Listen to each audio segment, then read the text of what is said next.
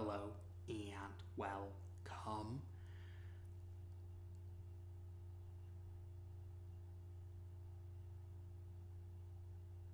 to the viewers of this video.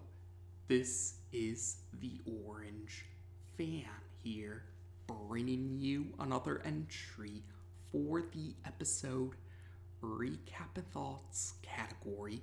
This video will be dedicated to the Funimation dub of episode 127 of Dragonball Super. Picking up where we last left off, we begin this episode with Jiren powering up until eventually he is surrounded by a red aura. The Omni-Kings comment about how it looks like Jiren is on fire. Goku and Android 17 are surprised by the power that they can sense from Jiren after he's powered up. Even the characters in the spectator seats can sense the force of Jiren's energy signature. Vegeta emerges from the crater that was created by the final explosion in the previous episode, and Vegeta says that it was a mistake on Jiren's part to only get serious after his teammates have been eliminated from the Tournament of Power. Jiren says that Vegeta has no hope of defeating him, Jiren, and brings up that Vegeta's stamina has been drained significantly, which was due to using the final explosion in the previous episode. But Vegeta responds by calling Jiren arrogant, or he says something along those lines anyway, and then Vegeta transforms to Super Saiyan Blue evolution before charging towards Jiren. Goku then transforms to Super Saiyan Blue, and after Goku does that, he and Android 17 charge towards Jiren to help Vegeta out, and Android 17 calls Vegeta an idiot. Goku, Vegeta, and Android 17 all attack Jiren simultaneously, and during this fight, Goku eventually combines the Kaioken with Super Saiyan Blue. However, Jiren is able to fend off the three characters from Universe 7 with little, if any, difficulty. Eventually, Jiren blasts Android 17 after Android 17 is pinned against some rubble, and Jiren also catches a punch that Vegeta tries to throw towards him. Jiren compliments Vegeta's punch and says he understands how Vegeta was able to defeat Toph, but he also mentions that it will take more to defeat him, Jiren. Jiren then punches Vegeta, which causes Vegeta to be knocked into some rubble. Vegeta also changes back to his normal form. Goku then fights Jiren for a while, which eventually leads to Goku launching a Kamehameha towards Jiren. But Jiren is able to overpower the Kamehameha, and this knocks Goku to the ground, and the Kaioken is deactivated. The Universe 7 characters in the spectator seats are still surprised by how powerful Jiren has proven himself to be throughout the course of the tournament. Jiren begins to walk towards Goku, but then he realizes that Android 17 managed to sneak up behind him, but Jiren realizes this too late, and Android 17 is able to launch an energy blast. This causes an explosion which knocks Android 17 back a bit. Android 17 even admits that it was reckless of him to get caught in his own energy blast. But then we see that a part of Jiren's uniform has been ripped up, much to K's surprise.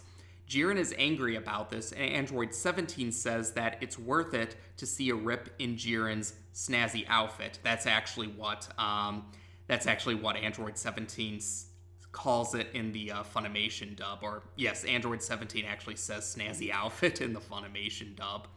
But in any case, Jiren then tries to attack Android 17, but Android 17 is able to avoid these attacks, and he's able to reach where Goku is right now, so Android 17 is now standing next to Goku. Goku thanks Android 17 because he says Android 17's recent attack has given Goku an idea about how they can defeat Jiren. Goku further explains that he thinks their best chance at defeating Jiren is to use very powerful attacks while Jiren's guard is down, and Android 17 figures that using coordinated attacks would be the best way to get Jiren to lower his guard or create an opening for these powerful attacks. Vegeta transforms to Super Saiyan Blue Evolution with determination to win, and Vegeta does agree to go along with this strategy for the sake of defeating Jiren. Goku then instructs Android 17 to attack Jiren, while Goku and Vegeta distract Jiren. Jiren inquires if the 3 characters from Universe 7 are done coming up with a strategy, and we do see that Jiren's fire-looking aura is present again. Vegeta and Goku both comment along the lines about how they're ready to retaliate. So Goku and Vegeta begin to fight Jiren, and Android 17 is waiting for an opening to make itself known. Eventually, Android 17 does see an opening, and he launches an energy blast towards Jiren. But Jiren responds by saying something along the lines about how this tactic won't work more than once, and then Jiren begins to charge towards Android 17. Goku thinks that now the 3 of them should try to attack Jiren simultaneously. He thinks that might be their best chance to defeat Jiren. So Goku then combines the Kaioken with Super Saiyan Blue, and after Goku does that, he, Vegeta, and Android 17 all launch energy attacks at Jiren simultaneously, but Jiren is still able to overpower these attacks, and he knocks the 3 characters from Universe 7 to the ground. Goku and Vegeta are shown to be back in their normal forms now. Frieza suddenly ambushes Jiren, and Frieza tries to land a punch on Jiren, but Jiren is able to knock Frieza into some rubble. Frieza decides to ignore the no-killing rule, and he powers up to his ultimate form, or his golden form if you prefer, and he starts to charge towards Jiren. But Jiren is able to counterattack, and Frieza is knocked to the ground. We also see that Frieza is back to the regular version of his final form. Android 17 then launches an energy blast towards Jiren, but Jiren isn't fazed by this, and Jiren inquires Android 17 about what Android 17 hopes to accomplish by himself. Android 17 says something along the lines about how he doesn't really have much other options, but he's not going to give up, and he's determined to make sure that Universe 7 will survive. This leads to Vermod inquiring Android 17 about what he plans to wish for on the Super Dragon Balls. Android 17 admits the wish that he already had revealed to Goku and several other characters. He wants a boat cruise to travel around Earth with his family. Android 17 wants to wish for a boat cruise so that he and his family can travel around Earth, and this baffles Vermod. Android 17 then decides to inquire Jiren about if Jiren has any wish in mind to have granted by the Super Dragon Balls. Android 17 figures that Jiren probably only cares about the title of being the strongest, but Universe 11's most powerful mortal admits that there is a wish that he wants granted. K inquires Vermod if Universe 11's destroyer knows what Jiren's wish is. Universe 11's destroyer then decides that it probably is the right time to tell the other characters present about Jiren's backstory. So, while Vermod is explaining Jiren's backstory, we, the viewers, see some flashbacks that help to illustrate what Vermod is explaining. So, according to Vermod, Jiren's obsession with becoming more powerful was because Jiren's parents were killed by some sort of villain. The flashbacks only present this villain to be a shadowy figure with red glowing eyes.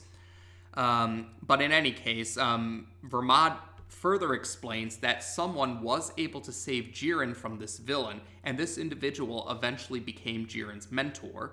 So, Jiren had spent a significant amount of time training with his mentor, or being trained by his mentor, and Jiren had also made some new friends when these friends were also trained by Jiren's mentor. Eventually, though, the same villain from earlier had returned, and this villain had killed Jiren's mentor. Some of Jiren's friends were also killed by this villain. The friends of Jiren's that did survive, however, they weren't willing to continue to fight, or they decided not to try again. And this led to Jiren believing that trust is pointless, and Jiren eventually believed in the, or Jiren came to believe in the might makes right mentality. Jiren also began to believe that the only way to ensure that you will have allies is through winning, and Jiren also believes that emotions don't mean anything. Vermod also admits that he was drawn towards Jiren's quest for power, which was built upon by solitude and tragedy. Android 17 admits that he didn't expect Jiren to have some human qualities. That's along the lines of what Android 17 says anyway. But Jiren says that even though Vermod likes to talk, he, Jiren, isn't much of a talker. Jiren then launches an energy blast towards Android 17. Android 17 says that Jiren was just using the Pride Troopers for his own ends, and this angers Vermod. Android 17 also says that Jiren is fixated on the past, and this notably angers Jiren, something that Android 17 catches onto. Android 17 then inquires if Jiren's wish is for the tragedies of his past to be undone, but Jiren is shown to be really angry when he hears this, and he manages to throw Android 17 to the ground. He then jumps towards a different part of the arena. Jiren then says that the wish he wants granted is the power to bend everyone, and even time itself, to his will. Jiren then launches an energy blast towards the remaining members of the 7th Universe team. Android 17 manages to get back up, and he tries to counter Jiren's energy attack while also activating an energy barrier. But several other Universe 7 characters, both in the arena and in the spectator seats, encourage Android 17 to save himself. Android 17 then Android 17 then turns to Goku and Vegeta. He says that they owe him because he's given up on the wish for the boat cruise. Android 17 then creates energy barriers around Universe 7's pure-blooded Saiyans, and then he explodes, and this interrupts Jiren's energy blast. Jiren says that Goku and Vegeta should count themselves fortunate that Android 17's sacrifice led to them being spared. After that, the energy barriers do eventually disappear, and Goku and Vegeta realize that Android 17 was trying to buy some time for them to restore some of their stamina, even if it wasn't even if it wasn't a lot of time. You could say that Android 17 was thinking along the lines of every second counts. We also see that Android 18 is in despair over the sacrifice that her twin brother had made, and the Grand Minister declares that Jiren won't be penalized for Android 17's self-destruction, since Android 17 chose to self-destruct. Vegeta eventually manages to stand back up, and he's determined to face off against Jiren, and that is how we end this episode. So this episode begins the final battle of the Tournament of Power, because there's only one opponent left for the 7th Universe team to face off against, Jiren. And like I have brought up before, it's really no surprise that Jiren ended up being the final boss of the Universe Survival Saga, because the Universe Survival Saga has been building up to Jiren being the final boss. The saga has made no secrets about building up Jiren to be the final boss of the saga. It's really more of a question of how are they going to defeat Jiren. Well, it's a question for the dub-only viewers. If you've watched the sub version, or if you read up ahead of time about the future episodes, then you do know the answer already, but I'm not going to reveal that for the dub-only viewers' sake. We'll cover that in the upcoming episodes recap and thoughts videos. But yeah, we knew Jiren, it's safe to say that Jiren being the final boss was pretty established. For the dub-only viewer's sake, it's just a matter of seeing how they're going to defeat Jiren.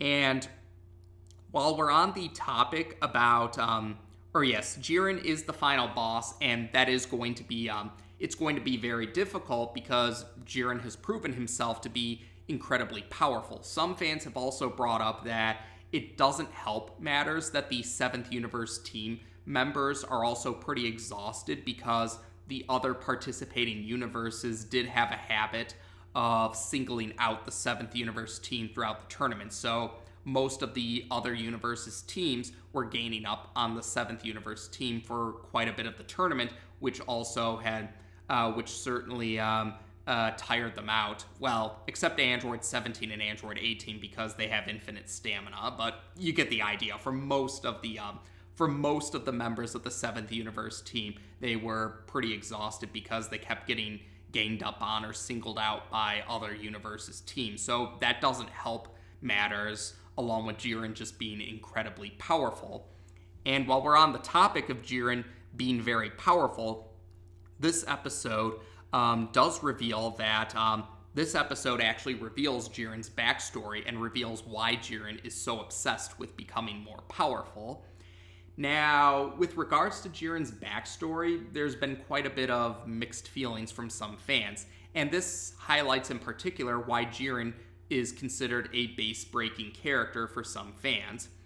So, for Jiren's backstory, some fans didn't really like how Jiren's backstory was all just laid out right towards the tail end of the saga. They would have preferred it to have been they would have preferred if details about it were revealed over the course of several episodes, while some fans are just grateful that we have a backstory for Jiren at all, because Jiren had been really hard to get a feel for.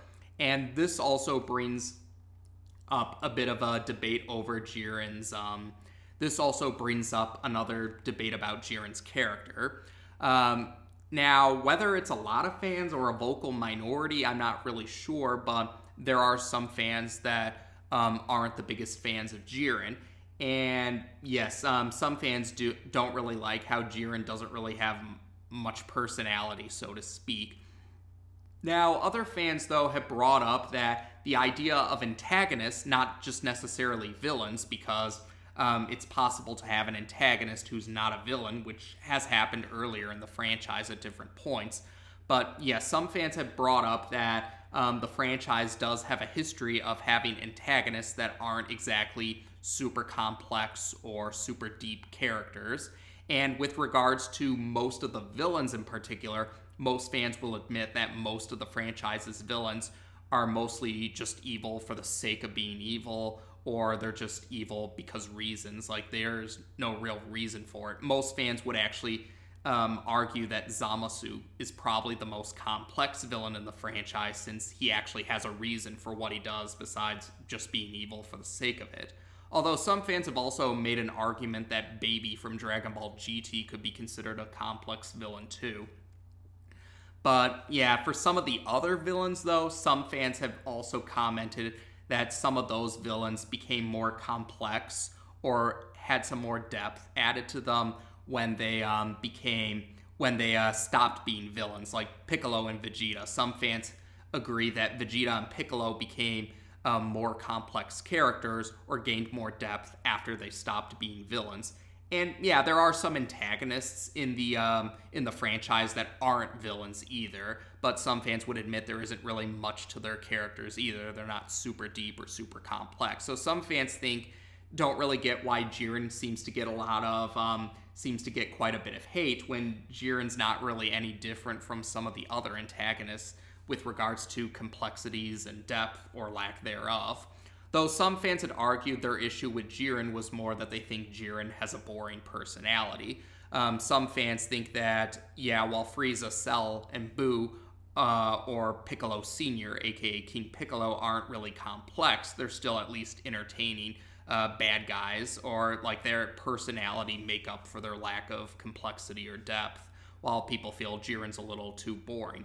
Though some fans argue that that's probably the point of Jiren's character.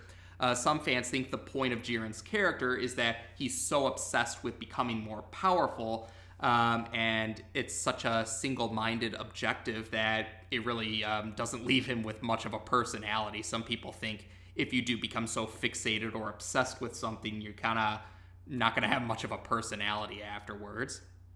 And some fans think that Jiren served his role well, in the sense that some fans feel Jiren's purpose is just meant to be more like a nearly impossible obstacle to overcome, and think Jiren serves that role well. And some fans do think, let's give the benefit of the doubt, there's probably more they can do with Jiren later on, and That's my sentiments. I'm more of the maybe Jiren's not super complex or super deep right now, but there's a chance for them to expand upon Jiren's character later on, depending on how the franchise's future will unfold.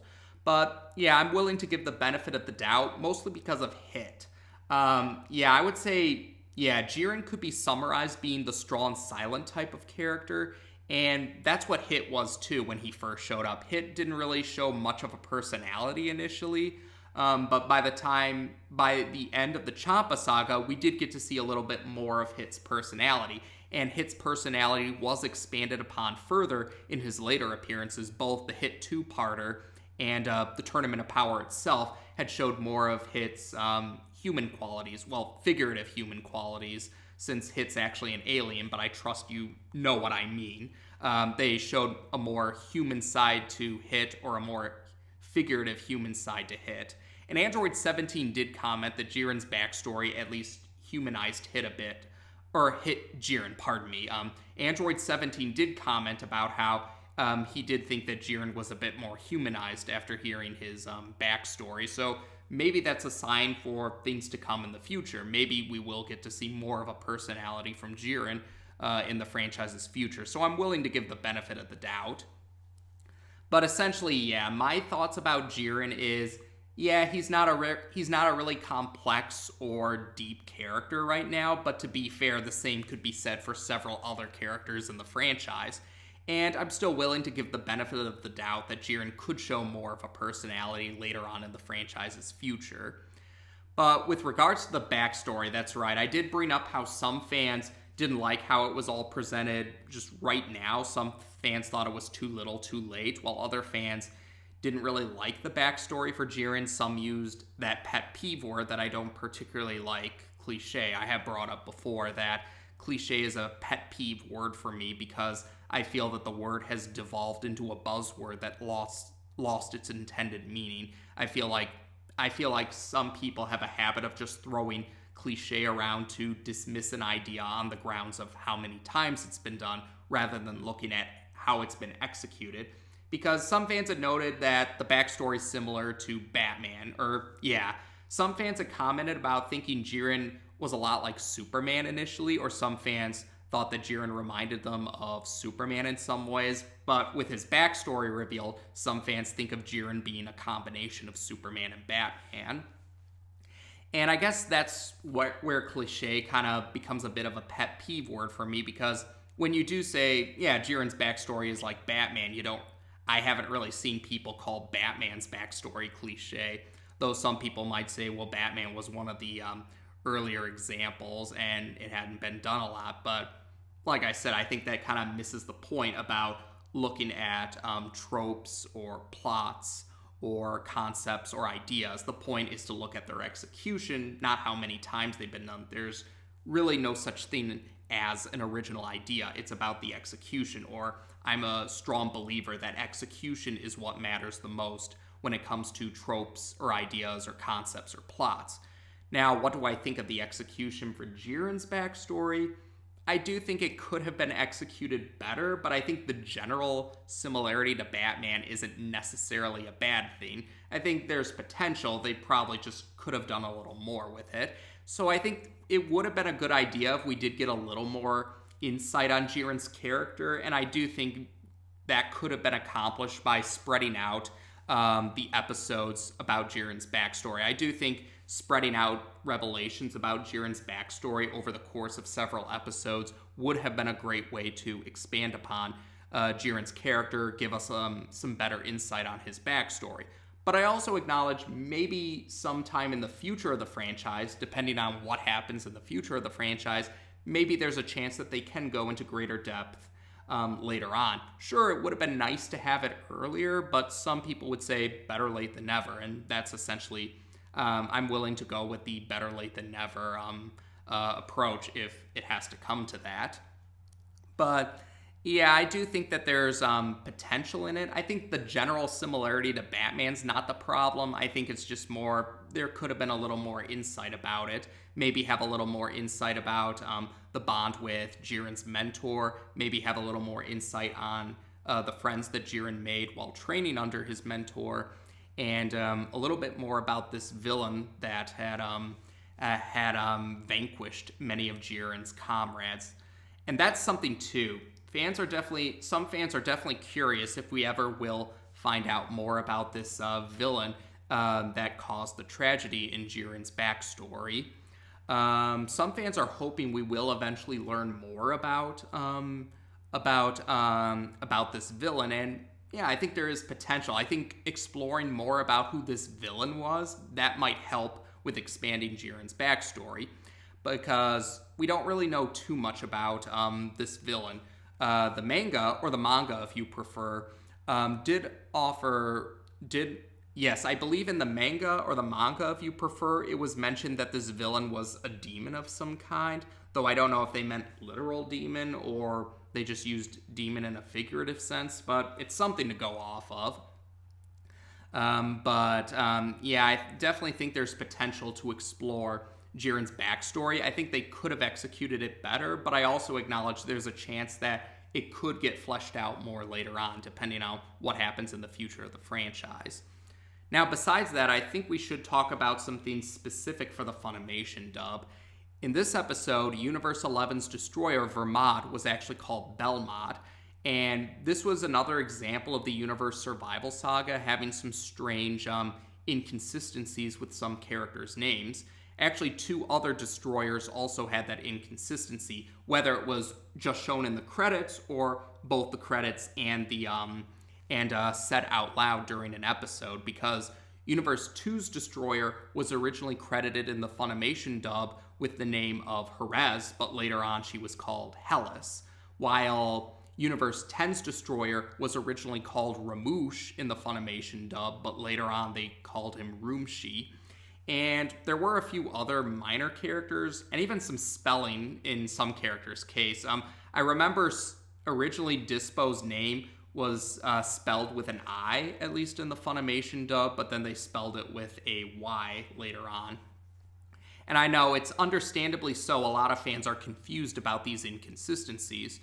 Now, beforehand, I suspected that maybe, and again, this was just speculation on my part, but I thought that maybe it was just because they were pressed for time to get the episodes ready to air on Toonami, because there was a point in time when they had to prioritize dubbing the Dragonball Super movie, so maybe they didn't have too much time to really go through the episodes, because when you're pressed for time, you're more likely to make a few mistakes that slip through the cracks. I can acknowledge that from personal experience myself. But lately, I've been hearing some other claims. Now, I don't know if these claims are accurate or not. I don't know if they're valid claims or not. I guess it's just speculation for now. At least I haven't found anything to verify this. But supposedly, some people are saying that Toei Animation had actually mandated that Funimation use certain names for certain characters. Some fans, though, find it curious why they would cherry pick certain names but not really raise an eyebrow over some or have much of an issue with some other names. Like the Grand Minister is what the character is called in the Funimation dub, while other translations use Grand Priest or Great Priest, although Minister and Priest can be used as synonyms depending on the context. So some fans think maybe Toei was more lenient with certain names about mouth flap or lip flap reasons, but some fans found it curious that they, if this is true. Like I said, I don't know if it's true or not. So I don't know what the reason is. I don't know why some of the names are inconsistent. I don't know if it is because of honest mistakes, because they were pressed for time, or because an outside force made them change the names. I don't know what it is. But I have brought up before, when you do notice mistakes in the Funimation dub, it's a good idea to let Rowley Pickens know. He's the co-voice director for Dragonball Super, the Funimation dub of Dragonball Super. It's a good idea to bring it to his attention. If you have a Twitter account, it's probably a good idea to let Rowley Pickens know so they can try and correct it for the home release, or at least get an answer of some kind, because it is very confusing. Now, to clarify, some fans are disappointed about the change because some fans do feel that Jerez Ramush and Vermod, or at least Vermod in particular. In Vermod's case, some fans do feel that Vermod makes more sense for the theme naming of the destroyers and their angel assistants. But I'm not sure what it is. I don't know if it was an outside force that made them change the names, or I don't know if it was just an honest mistake because of being pressed for time, but it's a good idea to try and find out. And please be polite and respectful about it. Making personal attacks over social media is not going to do anyone any favors. So, but we just want some clarification, that's all. So if anyone does have a social media account to reach out to the crew members for the FUNimation dub, it would be very helpful, and hopefully we can have an answer for why these inconsistencies have happened. Now, further talking about the FUNimation dub, there was something that was changed, Jiren's wish. In the sub version, Jiren was a little bit more vague about what his wish was exactly, even if the general idea of him being haunted by his past was there. He didn't really give an explicit answer. Jiren just said something along the lines of strength being absolute, and that strength would forgive everything, even the past. I'm paraphrasing what Jiren said in the sub version, while here, Jiren says that he wants to the power to bend everyone's will, and even the will of time itself. That's what he said in the FUNimation dub. And, well, some fans have taken issue with that change, while other fans don't really seem to mind it too much. What do I think about it? It's probably the most curious line change, but I still think the general idea, Jiren being haunted by his past, that's still there. I think the general idea, Jiren being haunted by his past, is still there, and the part about how he wants to bend time to his will, that kind of gives me the impression that he really does still want to undo the tragedies of his past, and he just didn't want to really admit that to Android 17. For what it's worth, in the manga, or the manga if you prefer, Jiren just wants to wish his mentor back to life. That's the wish he had in mind there. So yeah, I know that's probably going to be the big debate about this episode. Was the line change about Jiren's wish necessary or not, or was that a bad line change, or is it a harmless change where the general point is still there? That's going to be probably the big debate among some fans. But yeah, I thought I should bring that up. That's another detail I thought that was worth bringing up. Otherwise, though, I guess for other details about this episode, some fans did appreciate the character development that Android 17 had in this episode. Ever since Android 17 agreed to join the 7th Universe team, he had made a point to say that he just was going to use the Super Dragon Balls to wish for a boat cruise for him and his family so they could travel around Earth. And he was pretty adamant about that wish for the longest time, but now he's no longer really concerned about that wish, and he was willing to make a sacrifice for Goku and Vegeta's case, which does show that even though Dr. Gero did repress Android 17 and Android 18's emotions, they still do have emotions. They're just really repressed due to Dr. Gero's modifications, but they still do have human qualities to them, even though Android 17 and Android 18 don't really consider themselves to be humans anymore. But some fans thought that was pretty cool, that Android 17 had some character development. Now, some fans, though, were confused about Android 17 self-destructing because it was established in the Cell Saga that Krillin had made a wish to remove the explosives from Android 17 and Android 18. Though some fans had pointed out that since Android 17 and Android 18 are technically cyborgs, they figured it's possible that they just used that Android 17 self-destruction here was a different method besides explosives. That's what some fans figure might be the case, because 17 and 18 don't have their explosives anymore after Krillin made that wish in the Cell Saga. Otherwise, though, I think that might be about it for this episode. So, like I said, this episode starts the final battle, and that's pretty much what's going to be the rest of the episodes. That's the vague way of putting it. The rest of the Universe Survival Saga is going to be dedicated to this final battle against Jiren and how the remaining fighters of the 7th Universe team are going to defeat Jiren, or how are they going to beat someone so powerful like Jiren. And like I said, this episode also did give us Jiren's backstory, and I do agree they could have executed it a little better in some ways. Like, they could have gone into greater detail about certain elements, but at the same time, I do appreciate that we did get a backstory for Jiren at all, and I am keeping the benefit of the doubt that maybe the franchise can expand upon Jiren's backstory in the future, and maybe we can see more of a personality out of Jiren in the future. I'm willing to give the benefit of the doubt with that regard. And I did like the character development that Android 17 showed in this episode. It shows how far he came when he was first recruited for the Tournament of Power up to this point in time. But otherwise, yeah, I would say that's about it for this particular episode. So as of this video, we've now discussed the Funimation dub of episode 127 of Dragon Ball Super on this channel. Take care, and until next time.